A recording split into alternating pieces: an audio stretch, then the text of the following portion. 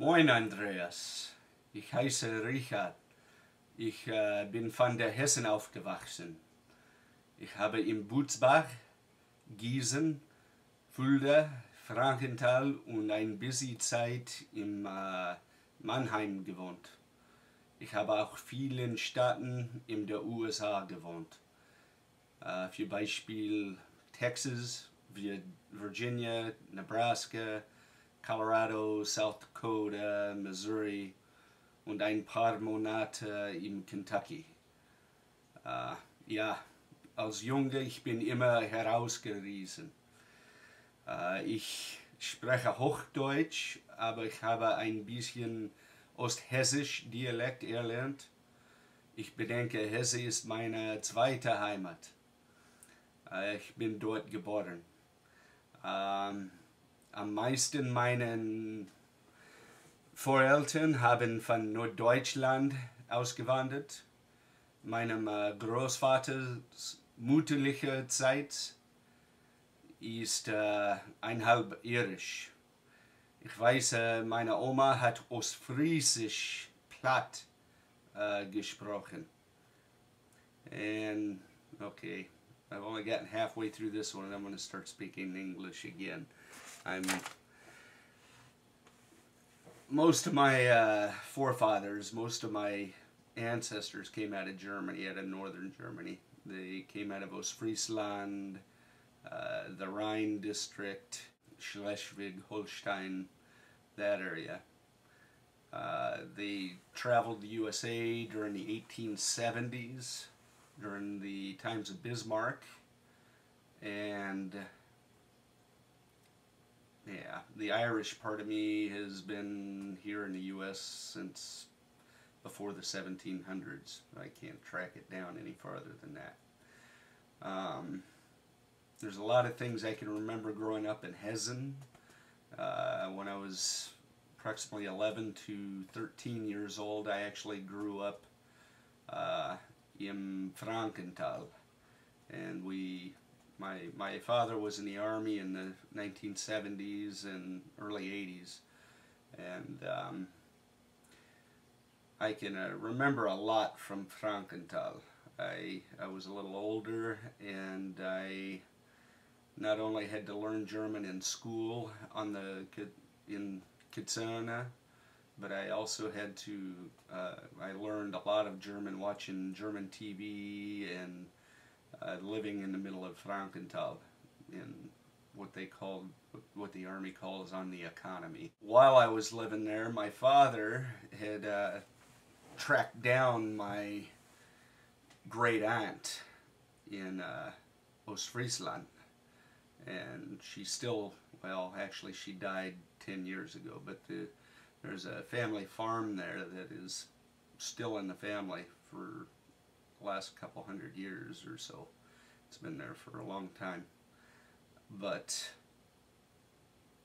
I just thought it was pretty neat that my father had found this great aunt, because my grandmother had never met her before this time. And my grandmother at the time my dad had found her was near 60, a little over 60 years old. She had never met her sister before in her life. My great-grandfather had left Ostfriesland in, I believe it was about 1906. He left his oldest daughter there, which was my great-aunt Teta. But anyways, to make a long story short, my great-aunt Teta had never met her sister, Ella, my grandmother. They got together, and my dad had flown my grandmother over to meet her, and they got together, and my grandmother had forgotten a lot of the German until she started peeling potatoes with her sister. And once they started peeling potatoes in the kitchen, just peeling those potatoes away, suddenly my grandmother, from, you know, when she was in her 30s or so, she had forgotten German. In America here during the First and Second World War, especially here in Nebraska, the German language was actually for a while outlawed. You weren't allowed to speak it. Just wasn't allowed. But yeah, anyways, grandmother, she started peeling potatoes with Aunt Tata and started remembering the German. Ostfriesisch platt. I think the only thing I know from this is Iala Freya Fresina. Stand up, free Frisian. As far as tradition, here in America, we seem to be losing a lot of the German traditions. I remember May Day Festival when I was a child here, but I don't see it around too much anymore. I don't have any children or anything, so I'm not really positive, but for the most part I don't see it practiced. We do have harvest festivals. This is a large farm area just to like that part of Germany where most of my ancestors are from is more bowers, farmers.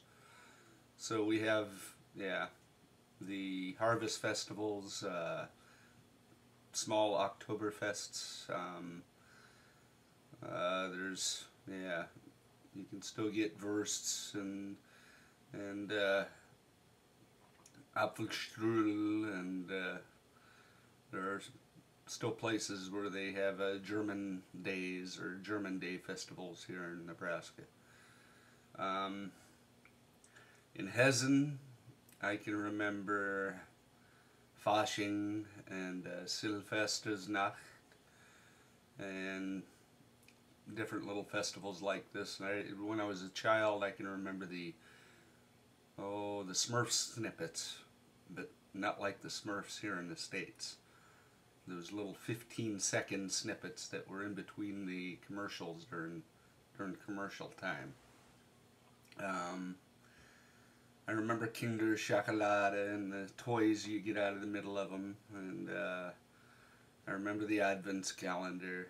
I remember all kinds of different little things in Germany. There's just too many to name.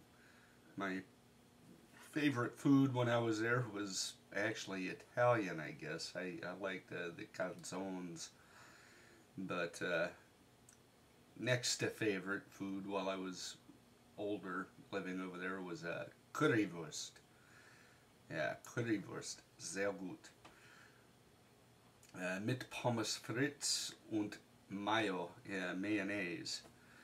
Now, you can't get that here in America. They don't serve mayonnaise with French fries. Like I said, a lot of the traditions seem to be kind of dying out here in America. Even the German language seems to be dying out here.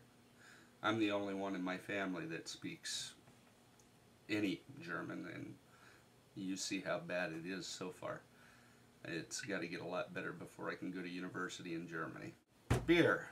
Yeah, here I like Samuel Adams, Winter Lager, or Red Hook, or Fat Tire. Mostly microbrewery beers. They're getting closer to German beer, but not quite. Germany, in Hessen, I can remember drinking Hochstift, Wiesenmüller beer in Fulda, sehr gut beer. I drink wine. I guess the biggest tradition that I like here, food-wise, is I love to grill steaks. And I've been known to grill them at -10 grad with winter storm blowing in the middle of the night. I love to barbecue. And that's about all I can come up with for, yeah, regions and area. Otherwise, it was good to speak with you. Tschüss. Ich bin fertig jetzt.